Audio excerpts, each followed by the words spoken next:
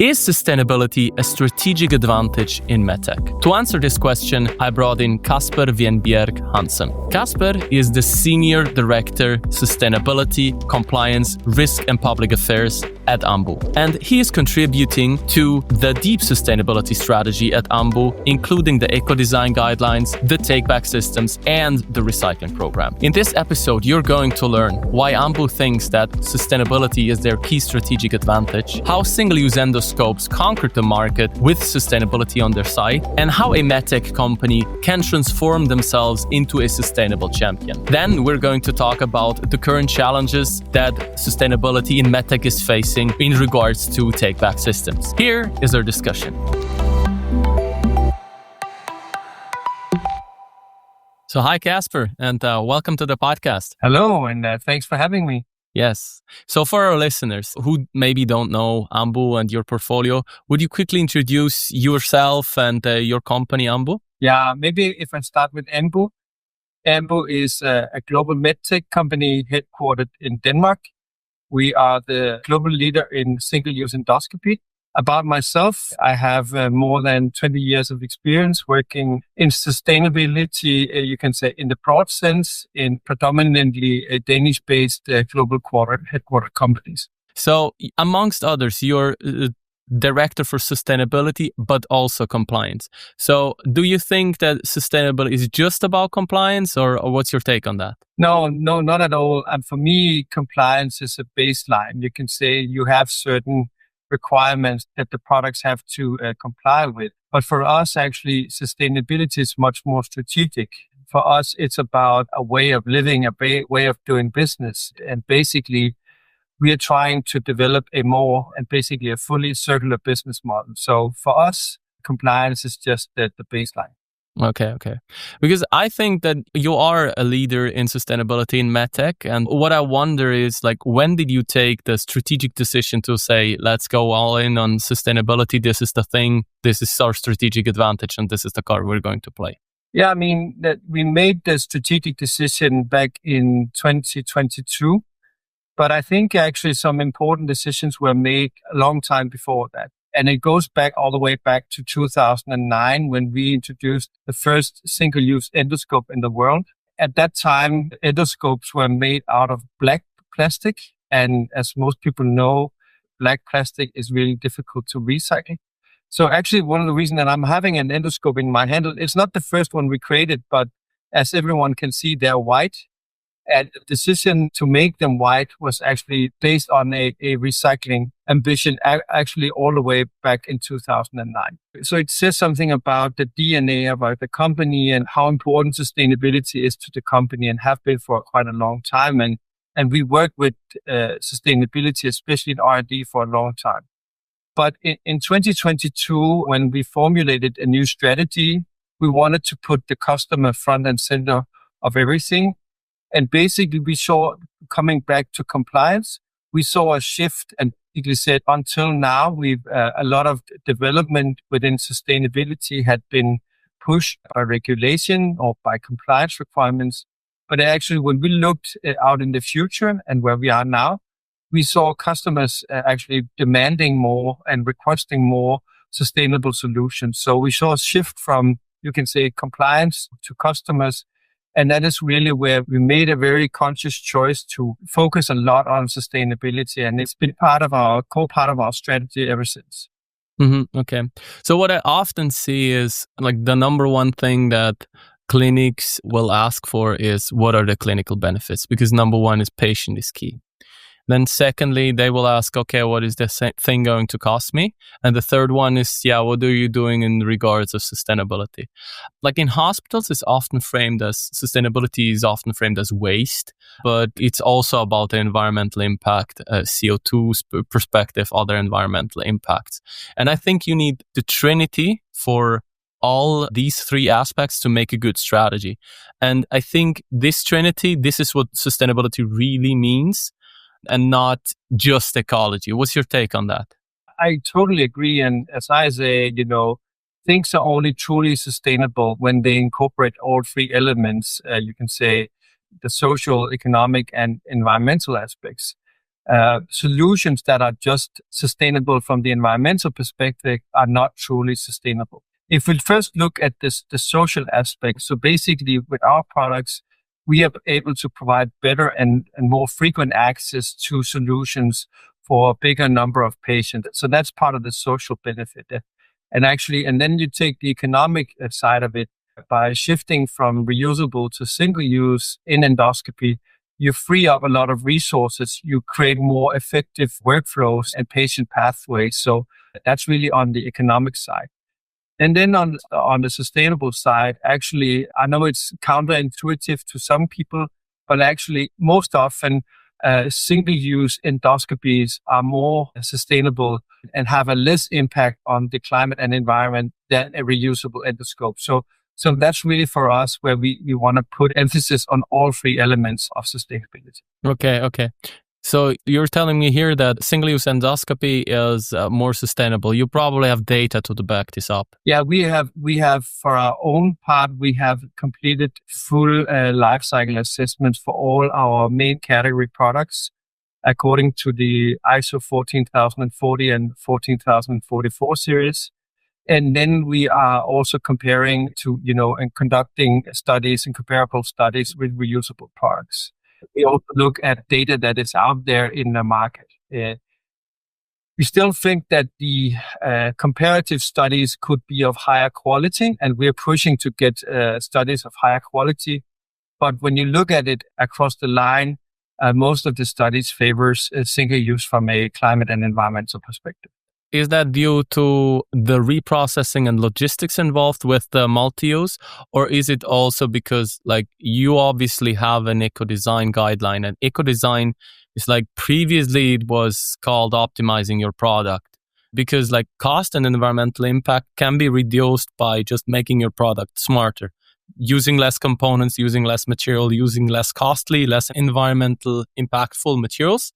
And with that, you can optimize the cost quite a bit.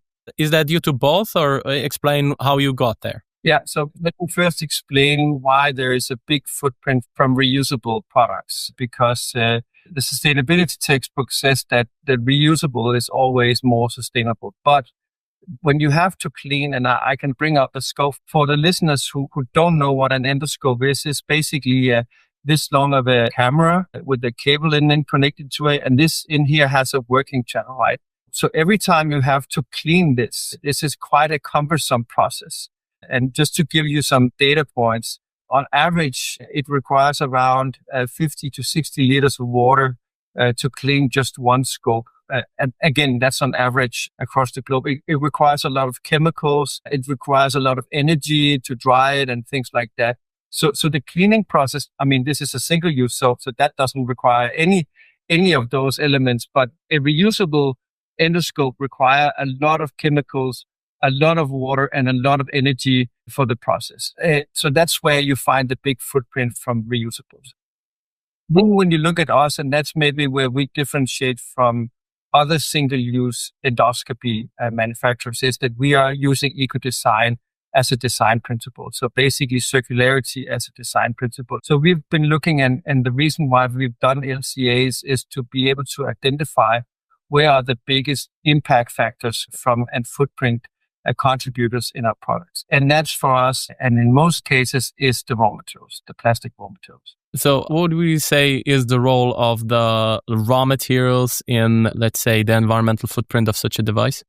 For us, and depending on the size of the product, it's somewhere between 40 and 60%. So by far the biggest contributor in emissions. And that's why we have taken the very deliberate choice to focus on raw materials and especially converting from fossil-based plastics to bioplastics. So what are you doing specifically in this regard? Yeah, so let me get back to the strategic choice we made in 2022, where we announced a new strategy in 23, and we actually made some very bold commitments.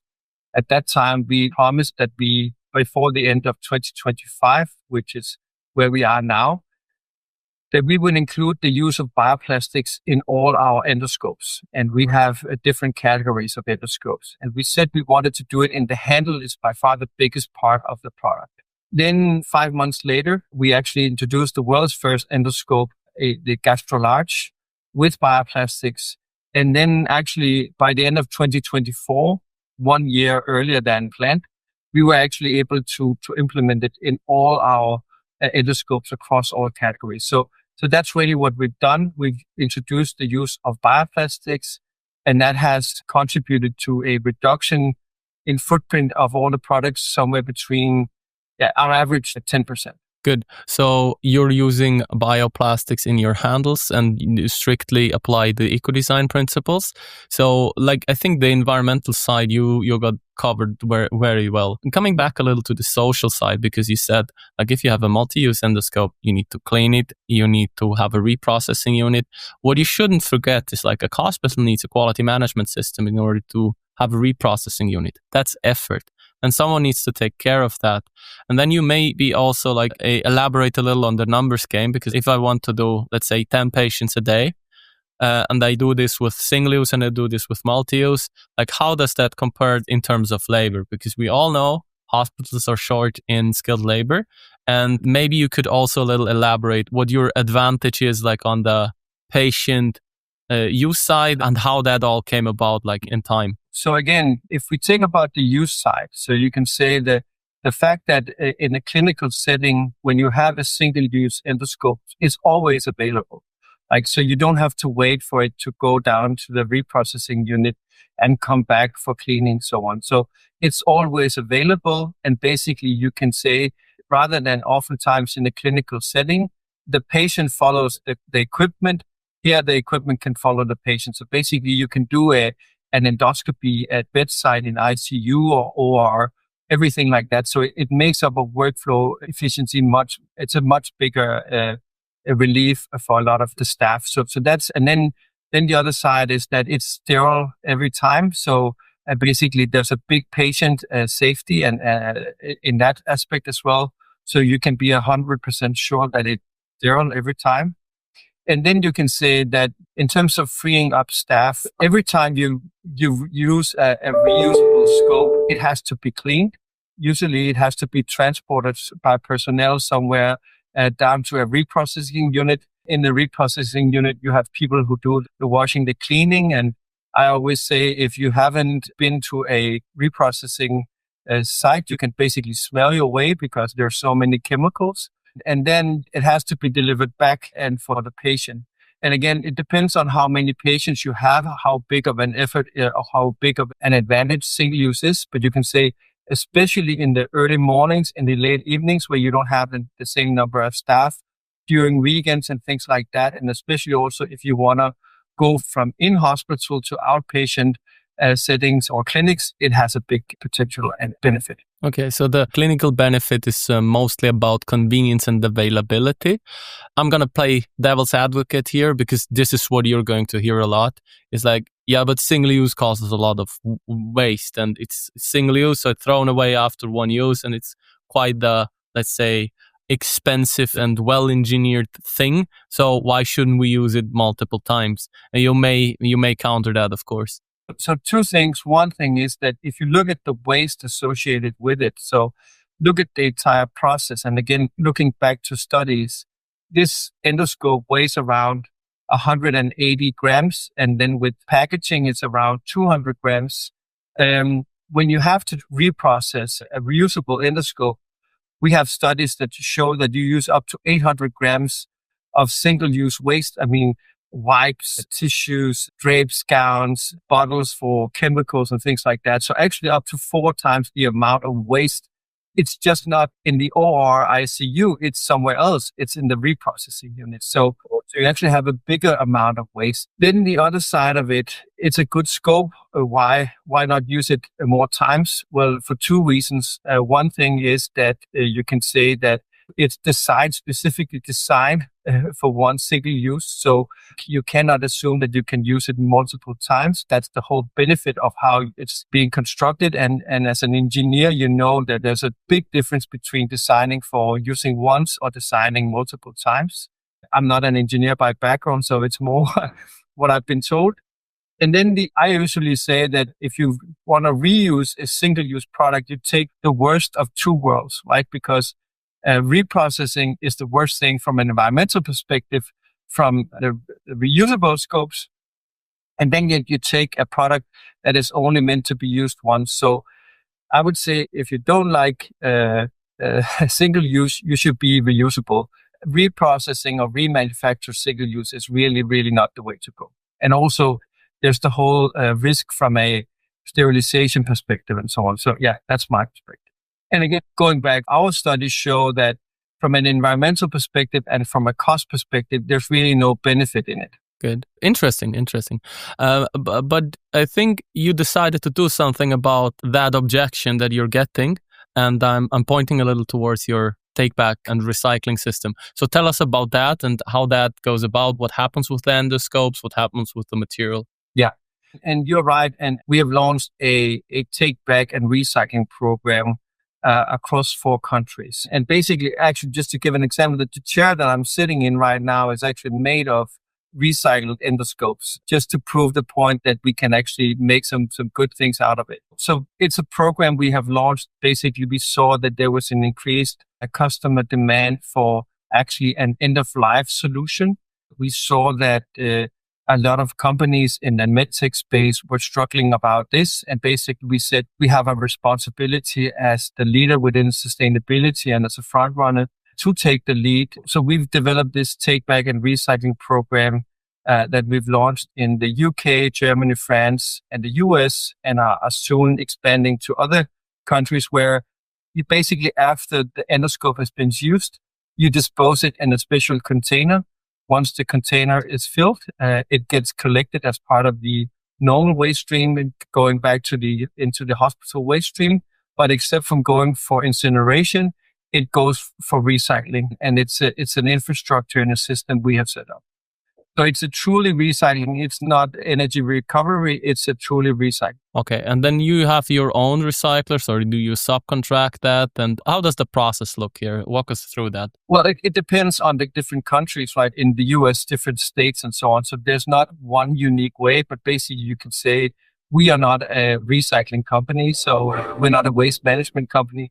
So we work with suppliers in different ways who are managing the different parts of the process. Okay, good. So what usually takes place, you need to decontaminate that, you usually using hot steam, and then you need to try to disassemble the product or mechanically separate the different materials, and then you try to sort them. What are you doing in this direction of design for recycling? I mean, that's the whole point. The end of life part has been you can say, thought of all the way in the early design process. So all our products are designed for recycling, right? That's again, going back, that's one of the reasons why our products are white and do not have another color. There's a lot of other things, decisions we made to enhance the recycling, what kind of plastic materials we're using, also when we convert to more bio-based feedstock. So all of these things are included when we talk about recycling. If you are a medical device company and you're looking to make your devices more sustainable, there's a link in the description for you. I think the 2 challenges that are facing the recycling of single-use medical devices or single-use surgical devices in your case is, number 1 is the decontamination. So you need to decontaminate. Then there is the logistics involved with it. So the medical device company is not a waste management logistics company and not a recycler. So you need to partner up with the system. And then that is quite the challenge to set everything up. It's not difficult, it's just a lot of work. And then this is one thing. And then you need to get the volume in order to make it interesting for a recycler, because recyclers will say, yeah, okay, you got 4 or 5 tons of plastic. That's cute. I would like to have 400 or 500 tons. And then what other challenge is like on the beginning of the life cycle, it hasn't been thought of that the thing will be recycled in the end. So I think you have a strategic advantage there by 2009 starting to redesign your products in order to make them more recyclable. And I think this is what I preach is like, you should be going in the development part and looking at your product and see how you can make it recyclable. Because even if you have the logistics and the collection system and everything set up, that it will be an inhibiting factor of recycling because the products are not made for recycling, so to say. Yeah, maybe a take on that, and then I get to my 27 bins. I couldn't agree more. I mean, it's too late to start thinking about recycling when you've designed the product. You have to start earlier, as we said, from everything from how you design the features of the product until especially the raw materials, because you have to think about not only how good are the raw materials for the product, but actually what's the worth of the raw materials after use, like the plastics and so on. So there's a lot of things you have to consider. You mentioned all the hurdle and hassles on getting the right permits, getting the right licenses, finding the right suppliers, recyclers, and so on. That's not easy. I won't hide the fact that it's very difficult, but we feel we have a commitment to sort of like a responsibility to make it happen. Also, again, as you said, normal waste management companies, they say we don't touch anything that starts with less than tons of waste. So basically, you don't have an existing infrastructure you can use. That is all the challenges, but we are able to overcome them and provide this kind of solution for the different markets. Okay. And have you done an LCA on that? Because you need to transport, you need to sterilize, that also uses energy. It's the same story with the reusable. Have you seen, and what does the data say? Is it actually better to recycle? Because sustainability is extremely often led by heuristics. And sometimes heuristics are good because rules of thumb make you think quicker. But in these cases, you should dig into the details and actually calculate what the impact is. Have you data on that?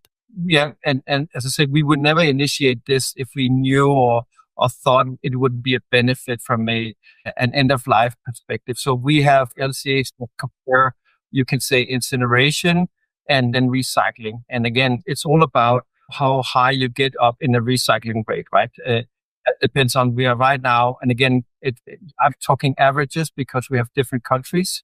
So energy incineration depends on the energy mix in the country, and also you could say the recycling rate. But right now we are around a recycling rate around 90%. We hope to get a little bit higher. We cannot get to 100, but our LCAs say around 130% benefit from recycling compared to incineration with hazardous-based incineration. So that's where we see it right now.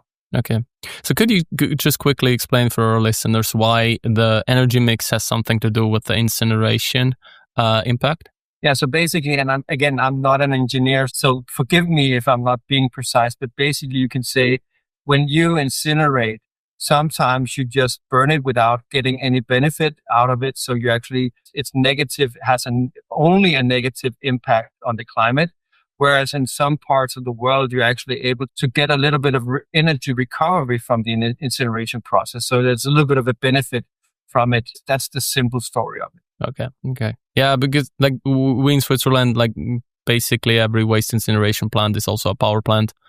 And if you don't have that infrastructure in place, you won't get the energy benefit and you can't replace fossil fuels with your waste burning. Exactly. So it depends on the different countries, but these are our average LCAs. Yeah. Okay. So let's talk about the term I coined, the 27 bin problem. So you obviously have a take-back program. I know of 2 other companies that have, maybe there are more. It's like Boston Scientific and Johnson have also a take-back program in some sort for their single-use surgical devices. So, and if a hospital has, it's just a random number, so it's very arbitrary, the 27. Let's say they have 27 suppliers of single-use surgical devices. And then everyone wants to take their bin and put it in front of the OR. It's there's just no space for it. And it makes the picture clear.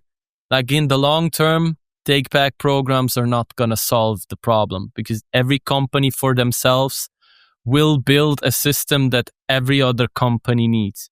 So there needs to be, in my opinion, at least a national or a industry-wide system of how to collect, decontaminate, and sort single-use medical devices. What's your take on that, and where is the biggest challenge? No, so I agree. I mean, in the future, you will not see 27 different containers in ICU. Or I think in the future, you will see one container where you can dispose all single-use recyclable medical devices. But I think that what we saw is that we say we don't want to wait until waste handlers come and make that system, we need to go first. We need to create a little bit of a movement on these parts and sort of like do that atmosphere, do that transition. So that's why we felt that there was a responsibility for us to go first. Then the second part, actually, together with J&J, we are part of a research program in the Nordics called HolyMed, where we're actually trying to exactly do what you said, go together, work together across medical device categories to create one system that can deliver on for more product categories. So that's, I mean, we want to create you can say a movement, a system ourselves that also can benefit others. And then we want to collaborate with others on creating a shared model. Yeah, I think the whole takeback system did a phenomenal job of proving that it's possible, because like so much things that people and humans do is about mindset. And if they don't think it's possible, nobody will ever try it. And like breaking the stigma of medical waste is not recyclable, goes to incineration anyways. So don't care about if it's recyclable or not. That is what the big contribution of these take-back systems is. But it's like, in my opinion, like the problem is the scalability. And then if you want to bring in a lot of multinational big corporations, what you will get is like the fear of legal issues. And then a lot of, let's say, concerns coming in that direction. And it's very difficult to get all the stakeholders onto a table and talk about it. How should we solve this? I think we're getting there, but it's going to be a lot of politics and a lot of negotiating and all that stuff. What's your take on that, or what has your experience be like with the initiative there? Well, I think, it's a problem we have to solve for. So there's really no alternative. It's a problem we have to solve for. I think you talk about take-back programs are fine, but those are not the solution. It has to come with a recycling part of it. I mean, take-back is just, then you can say it's just a waste removal process for the hospitals. What we see is that some of the programs that they call themselves a recycling program is really just, if there's anything from a recycling perspective, is maybe a little bit of a metal recovery. But as we all know, that's not, for endoscopy, it's not the major part of the product. So what we need is truly recycling programs and not just a take-back program. That's my first thing. And then the second thing is we have to come together across industry to find solutions. And I think the program we have in HolyMed is a good example of it actually can happen, and we can come together on these things. We simply have to find a solution. Okay. And then you can say, again, you mentioned J&J and Boston and Scientific, and those are very big companies. And maybe the benefit for us being a not as big of company is that we can act a little bit more fast on some of these things. What you mentioned there is that we have to come together, and I think collaboration is certainly a key to making these things happen. Yeah, I think collaboration is really key to make things happen. There's one company, we've created a program we call Join the Circle. So basically we say that we invite everyone, suppliers, competitors, other medical device producers, to collaborate with us in solving this problem and making healthcare more circular. We go first, we take the lead, we set the standard, but we want others to join. And for instance, in bioplastics, you can see now that we were the first company to introduce it, and we've done it across our portfolio, but we now see other competitors actually starting to introduce it in single products as well. Have you also thought about reusing certain components? So, for example, like electronics or the camera or stuff like that you would be extracting and reusing as like a modular approach? Because we had a lot of guests in the last few months coming on proposing a, let's say, hybrid use solution where you would have the more expensive metal, rare earth, electronics, whatever parts that would be reusable, and then you would have a small single-use component, and that will bring down the environmental footprint and also like the cost. You would have the benefit of always being sterile. You would have the benefit of always being very convenient to the customer as long as the usability is done right. And then you would also have the environmental benefit and cost benefit and less waste, because waste is actually what the hospital sees and feels on their balance sheet. So I think hospitals care a lot about waste and they don't care a lot about your environmental footprint, so to say.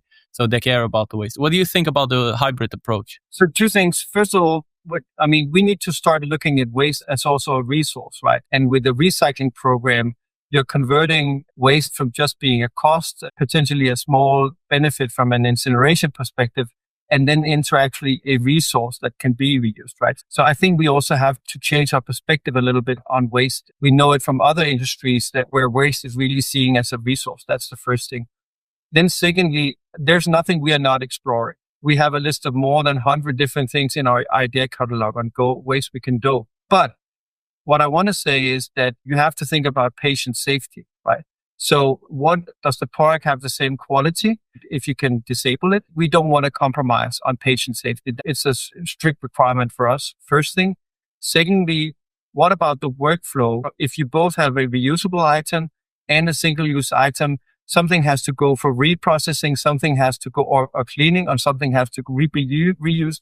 Are you really freeing up resources in the workflow and the efficiency and so on? So there's really a lot of things to consider. So our ambition is to, with a single-use device, to make it the most sustainable solution.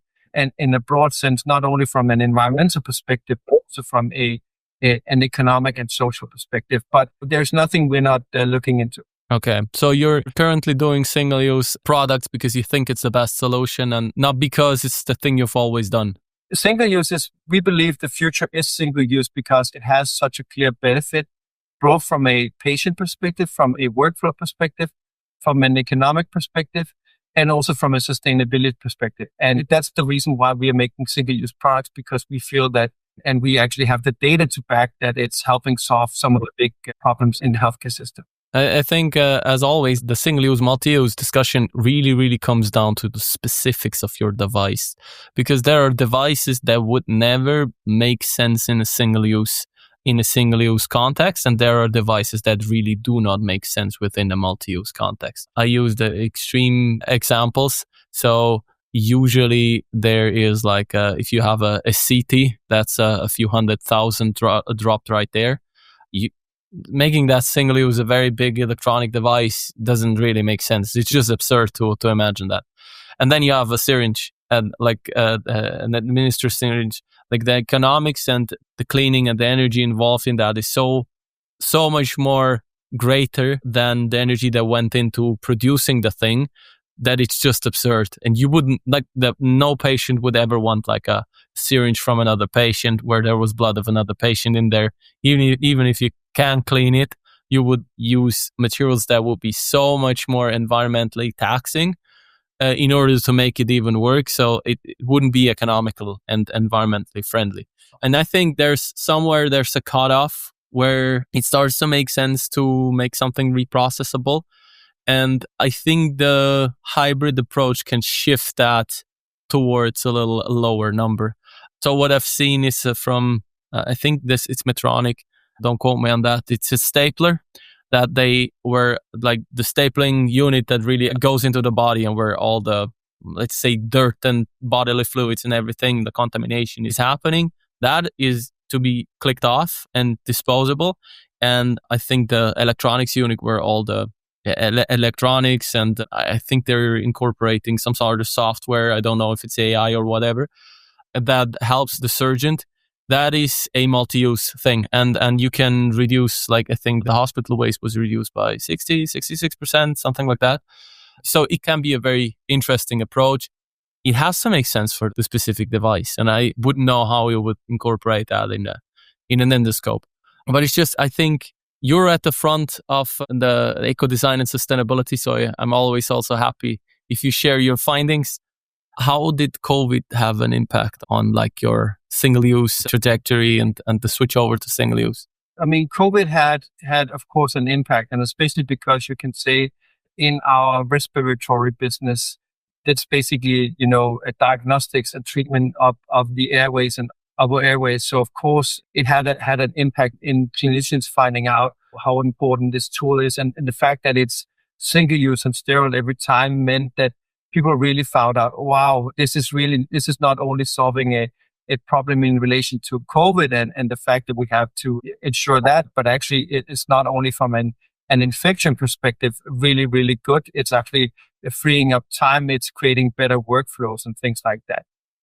Then you can say in healthcare in general, or healthcare in general did not really talk about sustainability before COVID. So COVID has created a bit of a focus on sustainability. The funny part is that that's where we focus on waste. So we focus primarily on waste, and we think gloves and drapes and gowns and things like that. So we assume that waste associated with environmental or climate footprint, but as most people know, it's not necessarily the biggest problem to solve for in the healthcare sector from a sustainability perspective. Mm-hmm. Okay. Maybe another question that we haven't addressed yet. So how is that whole strategy working out for you financially? The focus on sustainability is working really well. We see a tendency for customers to actually include sustainability in purchasing criteria, in tender criteria. We see it, a general tendency to that. And that's really a must, because you can say the healthcare system is not only impacted by climate change, but actually contributing to climate change. So you can say they're really starting to integrate it into purchasing criteria and so on, which has a positive benefit for us. We see it as something that customers really, really care about.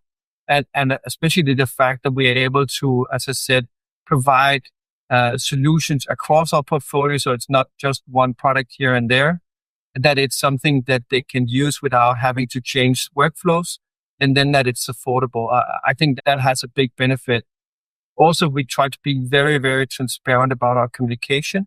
So I often use the example, it's a bit like if you go to a grocery store and want to buy an organic apple. If you cannot identify the organic apple, how are you going to choose the organic and non-organic apple? So we do it the same. We want to be able to show, basically make sustainable solutions available to our customers, and the fact that they can see and trust the data behind it and see that we're being very transparent. So a little more to, let's say, the personal part. What makes you passionate about sustainability? I really care about making a difference. I care about making a difference for patients. I care about making sure that more patients get access to better care, meaning better products. More people get access to healthcare. We reduce waiting lists and things like that, but also the fact that you can trust the medical device that you're treated with, and you feel that it's safe. Then I care about clinicians. I care about hospitals. I care about helping. We have right now increasing aging population. Right now, we're currently lacking somewhere between 10 to 15 million staffers in healthcare sector. We see healthcare system making out somewhere between 10 to 20% of GDP. I want to help create a more sustainable, in a broad sense, a hospital system. And then specifically for sustainability, I care about working in a company who takes the lead, who has sustainability in its DNA, who have integrated it fully into the value proposition, who is sort of like saying, this is not something we do on top of things. We do it integrated. We design our product with circularity in mind. And that means that we can actually, you can say, provide products that are both, you can say, achievable, accessible. So it's accessible to customers. It's achievable, so you can do it without having to change your workflow. And then it's affordable. So because basically we have introduced the use of bioplastics without increasing the cost of the product. So that's really what I care about. Okay.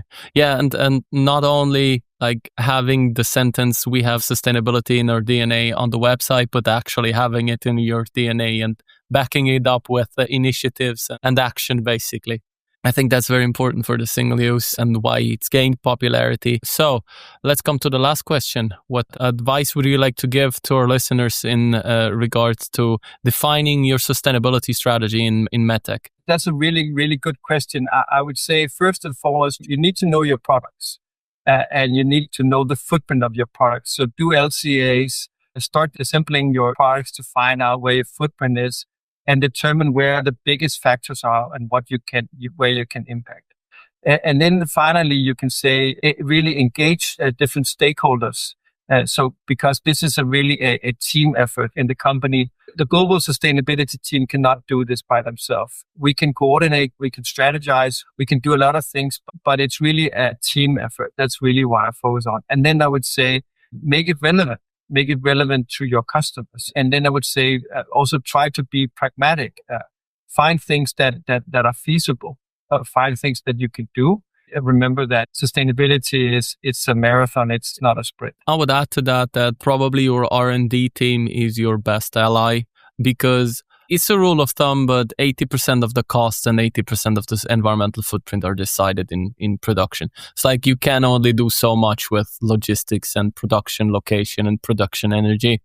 Like after the fact, after you develop something, like it's very hard to change like orders of magnitude to your, let's say, cost or environmental footprint. So really start in production, implement your eco-design guidelines, implement the holistic plastic selection process where you're looking at the material, because it's the biggest part usually. So just like very quick advertisement at the end. So if you need help with that, just go to me. I could not agree more. And I think also really spend time with your R&D team, really get to understand what they're working on, what they're saying, learn the lingo. I've spent hundreds of hours having sustainability engineers just explain things to me on a whiteboard, on drawings, looking into numbers and things like that. It really, really, really pays off. Yeah, and in my opinion also, be data-driven.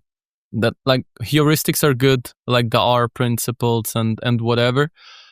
But in the end, it comes down to numbers. And if you analyze everything with numbers, then you're sure that you have the right solution, because a lot of sustainability is just going with what I feel is right, like the use of paper or recycling without looking at the environmental footprint.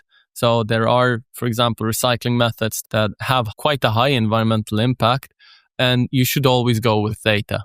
And that will be my last take. That's exactly my point also, that you can say one thing is we are very data driven. So that's why we have LCAs. We do it for making decisions ourselves, but of course also to be transparent in our communication and in our comparison to other products. But so that's what we use it for. But also we as a society, a healthcare society, need to be data driven in our decision making. So this whole discussion about single use, reusable, reprocessing, single use, it's a lot of thinking or like I believing, but really look at the data, let the data make the decisions, and then we need to improve the quality of the data in this space.